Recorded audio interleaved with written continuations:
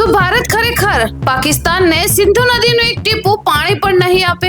અને પાકિસ્તાન શા માટે તેને યુદ્ધ સમાન કાર્યવાહી કરી રહ્યું છે? આખરે ઇન્ડસ વોટર ટ્રીટી શું છે અને આ વિવાદ ક્યાં સુધી જઈ શકે છે? ચાલો આવો જાણીએ આ સમગ્ર ઘટના વિશે. તો નમસ્કાર મિત્રો, તમે જોઈ રહ્યા છો રાહી ન્યૂઝ. ભારત અને પાકિસ્તાન વચ્ચે ફરી એકવાર પાણીના મુદ્દે તણાવ વધી રહ્યો છે. ભારતના જલશક્તિ મંત્રી દ્વારા આપવામાં આવેલા નિવેદન બાદ પાકિસ્તાનમાં ભારે પ્રક્રિયા જોવા મળી રહી છે. તાજેતરમાં ભારત તરફથી કહેવામાં આવી રહ્યું છે કે ભવિષ્યમાં એવી વ્યવસ્થા બનાવવામાં આવશે કે પાકિસ્તાનને સિંધુ નદી પ્રણાલીનું એક ટીપું પાણી પણ નહીં મળે. આ નિવેદન બાદ પાકિસ્તાને કડક વિરોધ નોંધાવ્યો છે અને કહ્યું છે કે જો ભારત પાણી રોકવાનો પ્રયાસ કરશે તો તેને એક્ટ ઓફ વોર એટલે કે યુદ્ધ સમાન કાર્યવાહી માનવામાં આવશે. હવે પ્રશ્ન એ છે કે આખરે ઇન્ડસ વોટર ટ્રીટી શું છે?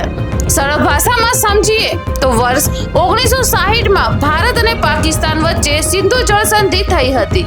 વિશ્વ બેંકની મધ્યસ્થતામાં થયેલી આ સંધિ મુજબ બંને દેશો વચ્ચે નદીઓના પાણીનું વહેંચાણ નક્કી કરવામાં આવ્યું હતું અને આ સંધિ હેઠળ રાવી, બિયાસ અને સતલુજ નદીઓનું પાણી ભારતને મળ્યું, જ્યારે સિંધુ, ઝેલમ અને ચિનાબ નદીઓનો મોટો હિસ્સો પાકિસ્તાન માટે ફાળવવામાં આવ્યો હતો અને દાયકાઓ સુધી આ સંધિ બંને દેશો વચ્ચે ચાલતું રહ્યું.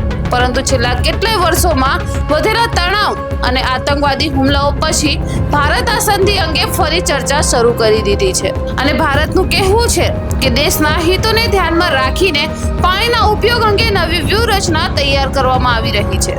બીજી તરફ પાકિસ્તાનનો દાવો છે કે તેની ખેતી પાણીની જરૂરિયાતનો મોટો ભાગ આ નદી પર આધારિત છે. તેથી પાણીના પ્રવાહમાં કોઈ મોટો ફેરફાર થશે તો તેની સીધી અસર પાકિસ્તાન પર પડી શકે છે.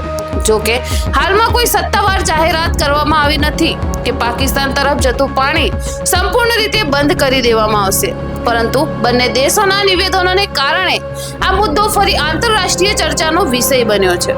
હવે જોવાનું રહેશે કે આવનારા દિવસોમાં ભારત અને પાકિસ્તાન વચ્ચેનો આ જળ વિવાદ કઈ દિશા તરફ આગળ વધે છે અને શું બંને દેશો કોઈ નવો માર્ગ શોધી શકશે કે પછી તણાવ વધુ વધશે?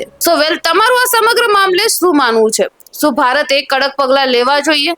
વાતચીત દ્વારા ઉકેલ લાવવો જોઈએ? તમારો અભિપ્રાય કમેન્ટ બોક્સમાં જરૂરથી બતાવજો અને આવી જ મહત્વની અને ઝડપી ખબર માટે જોડાયેલા રહો રાહી ન્યૂઝ સાથે.